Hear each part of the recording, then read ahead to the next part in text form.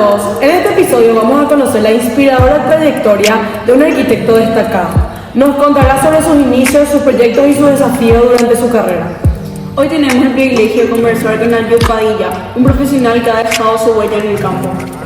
Bienvenidos a Arquitectura en Perspectiva, yo soy Freila Galván. Yo soy Antonella Ortiz. Yo soy Janela Trabuco. Y yo soy Cristina Segovia, somos alumnas del cuarto semestre de arquitectura. Hoy vamos a hablar sobre la trayectoria y la historia del arquitecto Ayub Padilla y vamos a conocer sobre sus desafíos y cómo ha logrado que esta carrera sea influyente en su vida. Elegimos hablar sobre la trayectoria de este arquitecto porque creemos que conocer su recorrido puede inspirarnos a enseñarnos cosas valiosas. Arquitecto, tengo una consulta. ¿Cómo podríamos dirigirnos a usted durante esta entrevista? No tengo problema en que me traten como quieran. O sea, yo creo que incluso pueden tutearme, ya tenemos edad suficiente y además es cierto que somos de dos generaciones diferentes, pero creo que hay una confianza, ¿no? Hay un vínculo con ustedes ya que han sido mis alumnas, ¿no? Entonces, entonces no hay problema de que usen el tú y vos. Okay, gracias. Sin problema, como se sientan cómodas. Bienvenido arquitecto Padilla, gracias por estar aquí. Nos gustaría que nos cuentes un poco de tus inicios en la arquitectura y qué fue lo que te tomó a elegir la carrera. Bueno, muchas gracias por invitarme, ¿no? Me siento muy contento de estar con ustedes, mis exalumnas, ¿no? En todo caso, de verdad que me llena de orgullo que estén haciendo cosas interesantes y que me han invitado para esta ocasión, ¿no? Bueno, ¿cómo empecé la carrera? Fue algo que bueno, cuando uno dibuja, cuando uno le gusta hacer varias cosas al mismo tiempo, siempre toma como referentes, por ejemplo, a los renacentistas. A mí, desde que oí la historia de Leonardo da Vinci, que era escultor, arquitecto, pintor y todo eso, uno quiere ser como ese tipo de personaje, ¿no?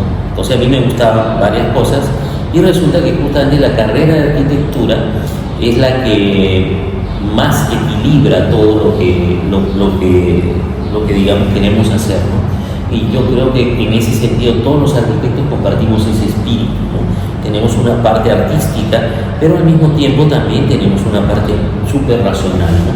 Entonces desde ahí es que nos podemos mover, o sea, es un campo muy cómodo para moverse dentro de la ciencia y dentro del arte, ¿no?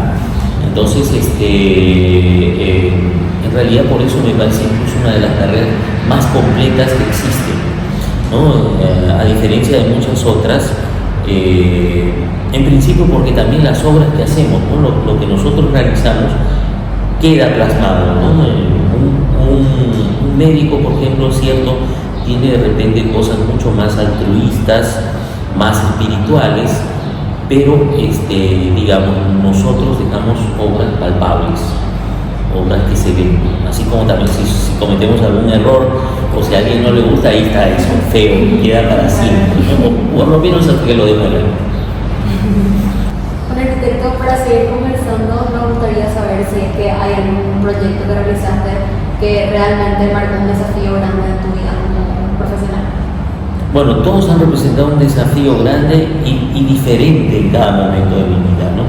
En el primer proyecto lo recuerdo mucho porque el hogar para ancianos, como te digo, me recordó a eso de Dios da pan a quien no tiene dientes, ¿no? Porque era, a mí me gustaba un estilo de arquitectura todo y lo que te viene es un proyecto totalmente diferente, ¿no? a lo que tú quisieras hacer, ¿no? Pero también si uno no arranca, y eso también es parte de ser profesional, ¿no? El poder hacer cosas que aunque no sean de tu gusto o de tu estilo, a no ser que tengas ya la fama y el nombre como para darte el lujo de desechar lo que no te gusta hacer, en ese momento fue un desafío. Ahora, mi desafío más grande ha sido, por supuesto, el DCN de Arena, ¿no? Tanto porque he participado, o sea, he tenido en realidad 3 contratos, ¿no? El primero, que es el diseño en sí arquitectónico del edificio, ponerle precio, ¿no? Referencial para la licitación de construcción y que se haga, ¿no? Y el cronograma físico-financiero para poder programar la obra que terminó ejecutándose en un tiempo récord de 9 meses de los 24 meses originales que tenía que ser, ¿no? Entonces pues se fue acortando por presiones políticas, porque sí o sí tenía fecha de inauguración y nunca se adjudicaba. Bueno, entonces hubo problemas de ese tipo que también forman parte de los desafíos que tenemos los arquitectos, ¿no? Cómo manejar eso. Y digamos, la SND ha sido en ese sentido el más completo, porque he participado como diseñador, como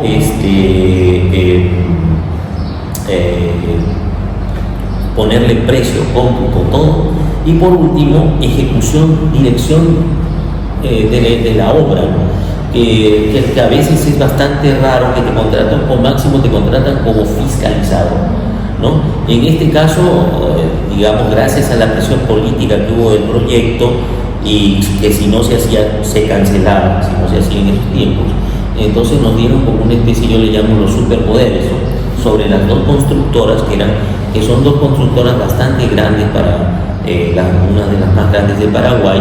Entonces, y ellas generalmente dictaban las cosas. Entonces hubo que tratar, incluso para mí fue muy satisfactorio poder contar contratar a 18 de mis exalumnos, ¿no? Para que me ayudaran en el tema de la concreción del proyecto, porque nosotros llegó un momento que hemos estado trabajando con 370 personales de construcción y casi 48 contratistas.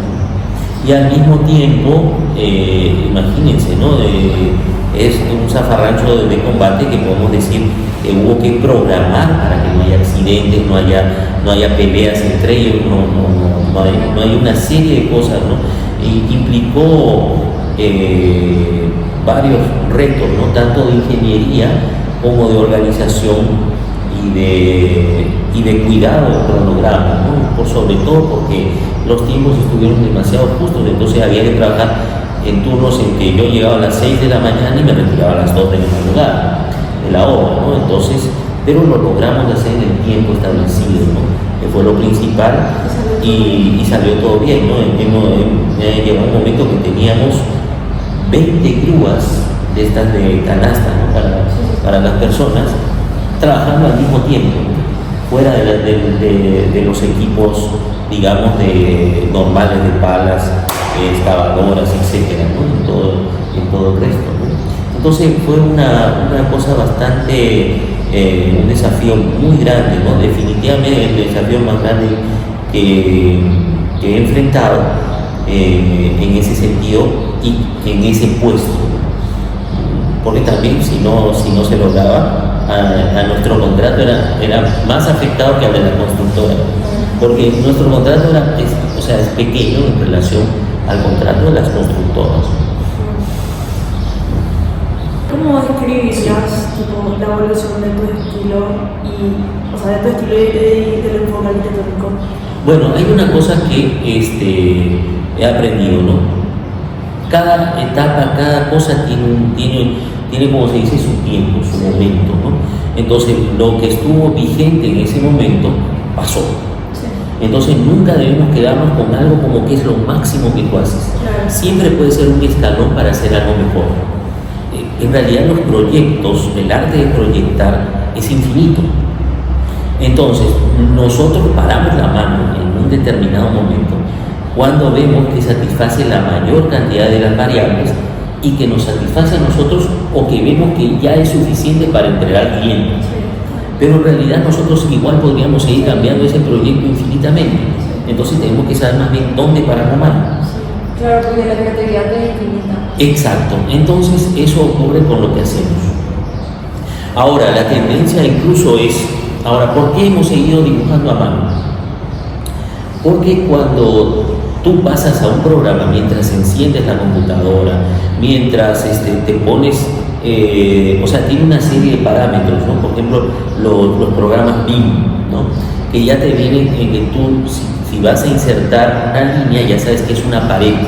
O sea, en realidad no estás insertando una línea, sino estás insertando un objeto con atributos incluso, ¿no? Entonces, por un lado es una ventaja, Pero para el momento de diseñar, para el momento de las ideas, no es nada más rápido que dibujar a mano.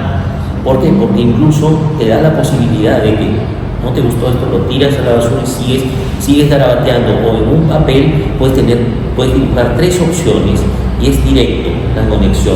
No es que yo primero tengo que elegir el botón para hacer curvas o esto u otra cosa.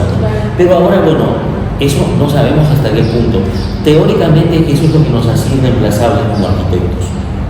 Pero ahora el problema principal es que no sabemos si con la inteligencia artificial, ahora yo le digo, hago 3 líneas, igual le puedo decir, haceme 6 cosas de este ejemplo en los estilos de los principales arquitectos, en mentalista, en el estilo que yo quiera. Entonces no sabemos si la inteligencia artificial llegará verdaderamente a suplir esa ventaja que tenemos hasta el momento. Entonces, partiendo de eso, es que bueno, está el desafío para ustedes, va a haber un cambio radical. Arquitecto, ¿qué consideras que ha cambiado la arquitectura hoy en día de cómo era cuando empezaste?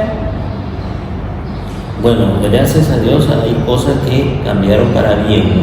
Porque en la época que yo empecé, el problema que teníamos los arquitectos es que la carrera había gente muy mediocre que nos hizo quedar mal.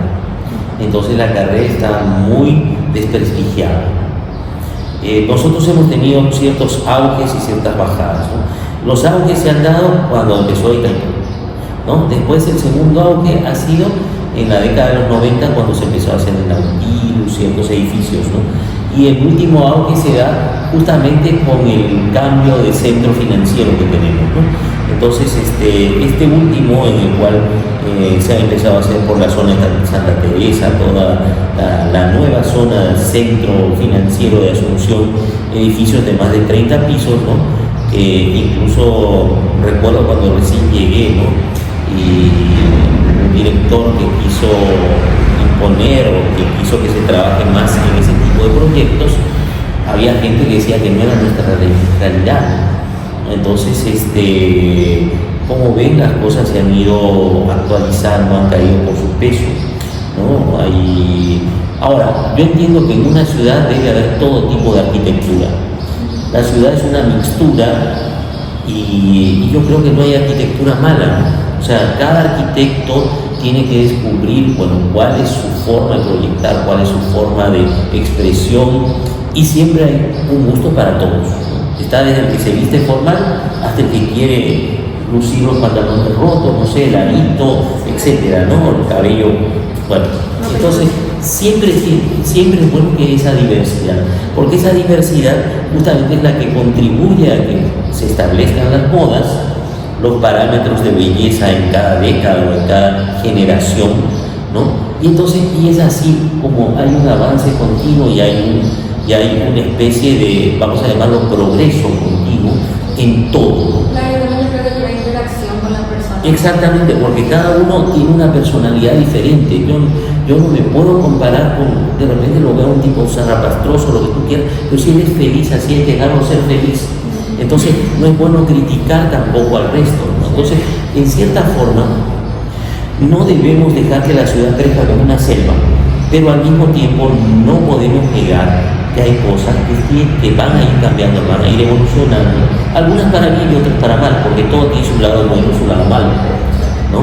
Entonces, en ese sentido, yo creo que, volviendo a la pregunta, ¿no? De que cuál es mi filosofía, yo estudio al cliente, ¿ya? Porque eso es justamente de repente, porque a veces me entristece que no puedo tener un estilo, algo que me identifique todavía, ¿no? En esta evolución que todo el mundo tiene, porque justamente me tengo que acoplar o que, digamos, adecuar a las necesidades y a lo que me pide cada cliente.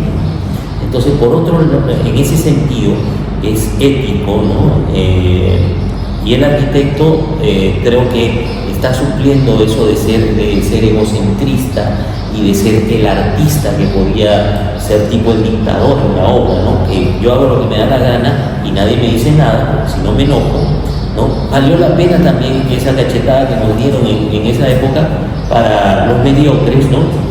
Que representó volver a esforzarse para por volver, digamos, a intentar. Estamos en una etapa en que nuevamente somos más reconocidos, aunque también tenemos el problema de que muchas veces incluso el pago no es el que corresponde al trabajo que hacemos.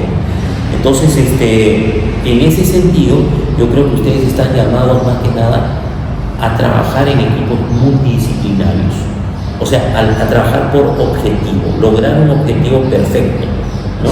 Es como, yo siempre lo relaciono, ya saben todo, con las máquinas, soy muy maquinista, entonces es como el automóvil, ¿no? Yo necesito que sea un super diseño, pero también necesito, que se diría el arquitecto, ¿no? Pero esa es una cascarita que no vale nada si no tiene un buen motor, una buena suspensión, neumáticos, etcétera, que me los tiene que calcular el ingeniero. O sea, es innegable que no existe quién es más, sino que existe el trabajo de equipo, ¿no? Entonces, para que funcione esto tiene que ser equipo. Ahora, de que el arquitecto, ¿por qué? Hace poco me preguntaron unos alumnos de ingeniería, justamente de dibujo, que por qué si ellos hacían la parte más elemental, que era la estructura del edificio, por qué el arquitecto era el que se llevaba los laureles. Y justamente les dije, es que, a ver, nosotros, ¿tú qué eres? ¿Cómo te defines? Una persona, ¿no? ¿Tu esqueleto es todo? No.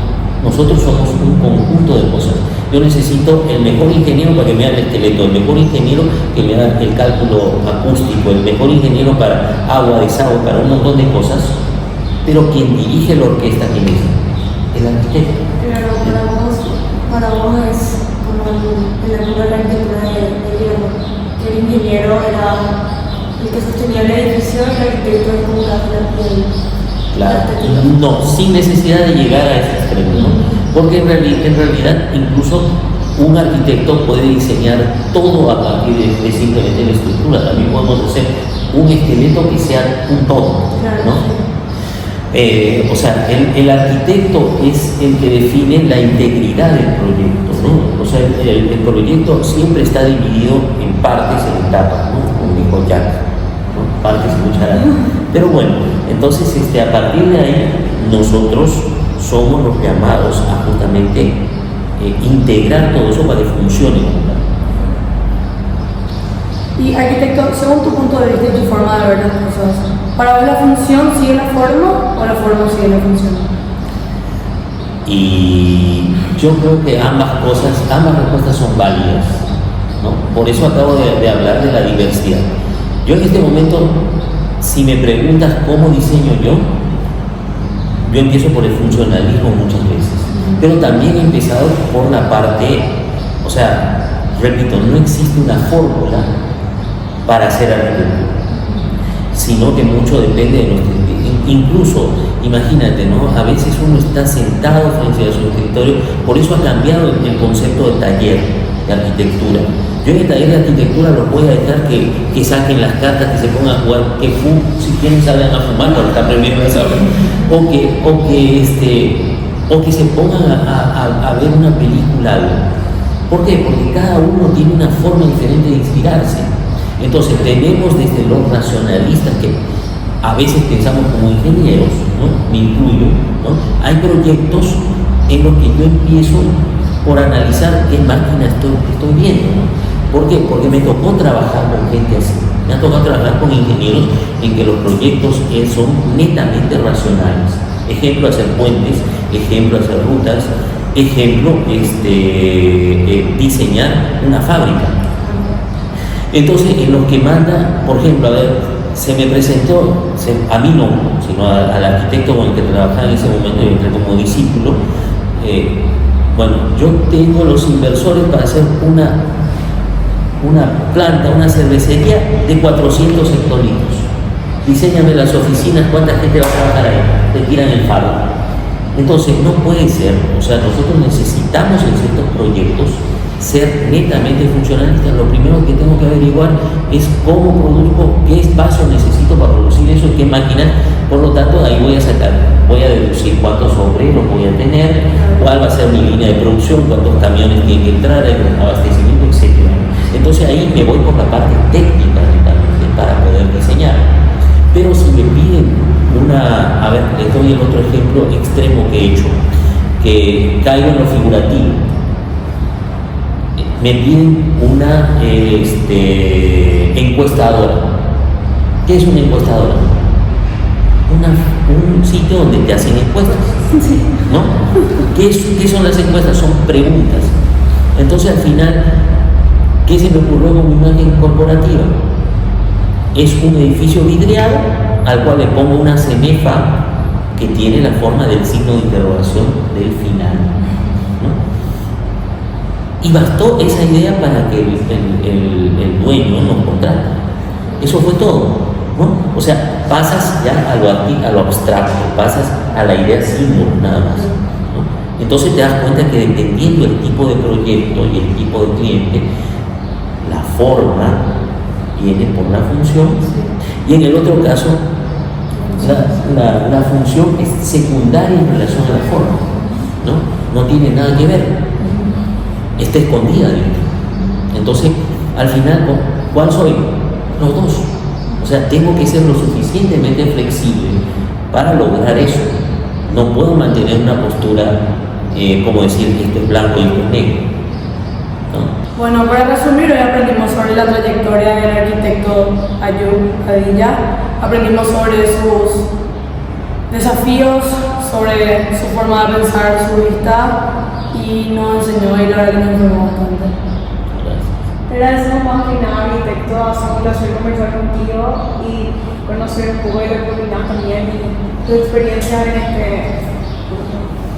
La verdad que estoy muy emocionado por ustedes, estoy muy agradecido a todos ustedes, ¿no? por esta oportunidad también de poder expresar lo que pienso, porque a veces en aula nos tenemos que limitar al programa que hacemos. Pero en realidad siempre para mí ese ha sido un pretexto para hablarles de otras cosas también, de un poco, no se trata de imponer lo que yo pienso, se trata de despertar en ustedes, justamente para que ustedes piensen, ¿no? Entonces, incluso pensando de manera opuesta entre nosotros, que eso es lo más importante de la universidad. Yo creo que debe haber pensamientos incluso antagónicos, ¿no? Dentro de los talleres incluso debería haber formas antagónicas, de tal forma que ustedes prueben y al final elijan un estilo, una forma, incluso un segmento, ¿no? Yo les había comentado que hace 20 y tantos años que no hago casas, ¿no? ¿Por qué? Porque justamente, ya les digo, resultó en la época que yo intenté hacer casa, era una crisis en que todo el mundo prefería copiar de una revista o irse a tomar fotos a una casa en una zona que les gustaba y le daban a su contratista.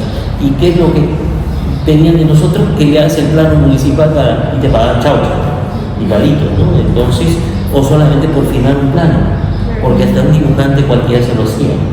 Entonces, nuestra carrera está muy desprestigiada, ¿no? Entonces, por eso yo incursioné más que nada en proyectos que sí me podían pagar, que eran los proyectos de infraestructura o industriales, ¿no? Ese ha sido el segmento en el que, por eso es que también de repente a la fuerza me metí en lo que era arquitectura high-tech, ¿no? Además bueno, como les digo, muchas veces yo tengo ese pensamiento, no usaré camisa cuadriculada, pero pienso como que ¿no? Entonces por eso también el tema de que algunas cosas es importante.